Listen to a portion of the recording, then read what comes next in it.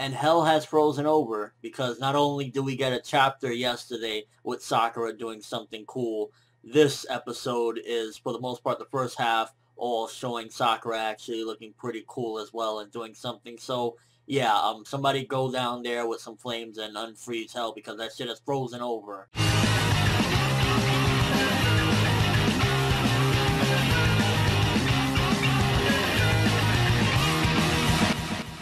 So the first half of this episode was definitely building up more on Sakura, kind of showing her going in and kind of reliving some of the events. I wasn't too keen, to be honest with you, on seeing a lot of these flashbacks, not because they took anything out, because it actually made sense, but mainly it was just repetition that kind of just got me a little bit like, oh, I don't really care to see this. But ultimately, it definitely was showing her journey to where she's at right now. Didn't really care for her saying, I'm finally on Naruto and Sasuke's level. Is like, I don't buy that at all, as far as, you know, her being on the same level as them. It was cool to see her stepping up and ultimately facing off against some of these little Juubi clones, whatnot. But as a whole, like, I don't buy it. She's not on Naruto and Sasuke's level. She might be up there, and again, it's good to see her getting her moment. I feel like this episode was definitely giving the Konoha 11 their moment, really letting all of them shine. Well, what's left of them still ain't over Neji. And just really showing how far a lot of these people have come. In particular, again, the first half of the episode was mainly focusing on Sakura, her journey to where she's at right now, and I'm glad that it did that. Ultimately, it made it a little bit more impactful than in the manga. And the manga was like, oh shit, Sakura did something cool, and the anime pushed it a little bit further than that. I felt like it was really just showing all around from where she started, where she was pretty much, for the most part, nearly entirely useless when the beginning of Naruto, to kind of where she's at right now, where she can actually help out. You know, she trained, she worked really hard to get where she's at. The whole thing with her having the power stored up in there, the chakra, and she's finally now utilizing it, kind of makes me wonder, where was this in a lot of those battles that she had early on in Shippuden, in particular when she was going up against Sasuke. You know, that could have come in handy also against Pain and whatnot. If she is technically on Naruto and Sasuke's level during the Pain fight, couldn't she have utilized his power, gone to that battlefield, and kind of gave Pain a run for his money? But nonetheless, still good shit. We also got the other Konoha 11 as well, seeing a lot of them going in, Ino, Shikacho, and it was interesting to see all of them really just doing their thing, kind of like trying not to be showing up. I wish it would have been a little bit more serious, because at the end of the day, like Shikamaru said, this is a war. You know, they were fighting the beast of all beasts, but ultimately, just seeing everyone get their moment was pretty awesome. I will say, though, I was kind of like, what the fuck, when Kishimoto played the fuck out of Sai. Like, Sai's coming in, hey, I'm part of Team 7-2, yeah, guys, come on!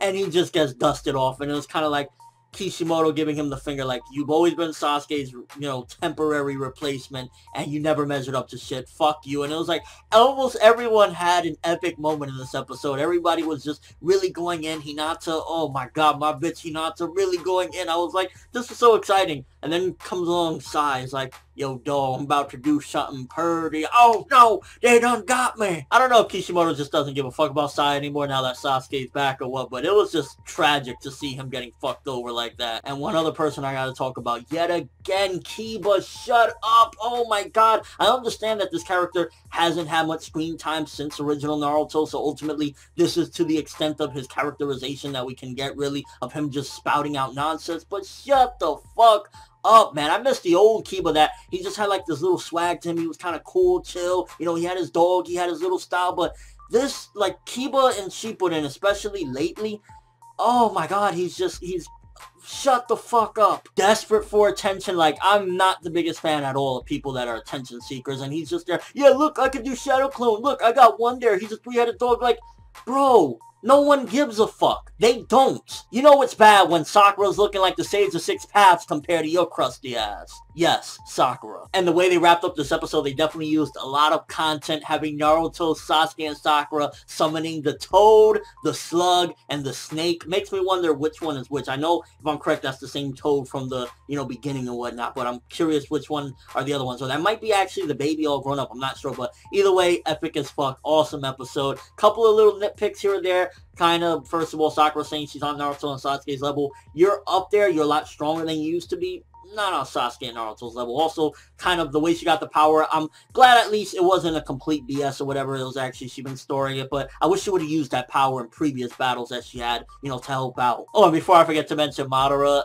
he's like, yo, you're a clone. I don't give a fuck about you. I'm sitting down. I'll wait for the real one to show up. Like, Madara, epic as ever. And yeah, very good episode this week. Aside from Kiba being a fucking asswad, pretty awesome shit and just seeing development. And also, I guess, the flashbacks kind of took it down as well. Like, this could have been on some, like, 10 out of 10 type of shit, but between a lot of the first half with the flashbacks and stuff, Kiba being a dickwad, and ultimately kind of making me wonder why didn't Sakura use this power a little bit earlier on in Shippuden. Nonetheless, still very good episode. I'm gonna give this one 8 out of 10, just a couple nitpicks here or there, but ultimately it's like, oh my god, as far as being a Naruto fan goes, these are those episodes where it's like, we've come full circle, just seeing from where everything was at is like, now they're together again fighting, and it's like, I just really enjoyed the fuck out of it, and I felt like it just showed a lot of progression for a lot of these characters. Some regression, like making Kiba crustier than he was in part 1, but yeah, it is what it is. And not to mention Sai getting shitted on. It's kind of like, bro, you never stood a chance. At the end of the day, Sasuke will always be the original Team 7 member. It's always going to be Naruto, Sasuke, Sakura, and Kakashi. And it's unfortunate because it just really makes it seem like his whole point in the series is kind of irrelevant. When Kishimoto was building him up early on with the art and the personality thing, it's like, this is what it amounts to. No fucks given. But let me know what you guys thought. First of all, seeing them reunited, summoning the slug, the toad, and the fucking snake. What did you think about that? Also, what do you think about Kiba? Annoying as fuck. Sai getting shitted on. Sakura saying she's on Naruto and Sasuke's level. It's like, you're powered up, but don't throw those words around. It's like, no. It's just overall thoughts of this episode. Right now, this is some of my favorite bits of the Naruto manga in the past year or so, and I'm definitely noticing that we're getting really close. I'm curious, what do you guys think? Do you think that this really means that the manga is just ending really, really soon, to the point where there will be no more filler for the rest of Naruto Shippuden? Because, I mean, like, this isn't that close, but I remember this like it was yesterday, and it feels like we're getting really close to where we're at in the manga, so maybe there won't be no more filler at all in Naruto. But that's all I have for this review. Thanks for watching. Hope you enjoyed it. If you liked anything I had to say or enjoyed the video, drop me a like. I'd greatly appreciate it, and if you haven't subscribed, if you could do so as well, that'd be awesome. I'm ForneverWorld, and as always, people, have an awesome day. It's good to see Team 7 back again.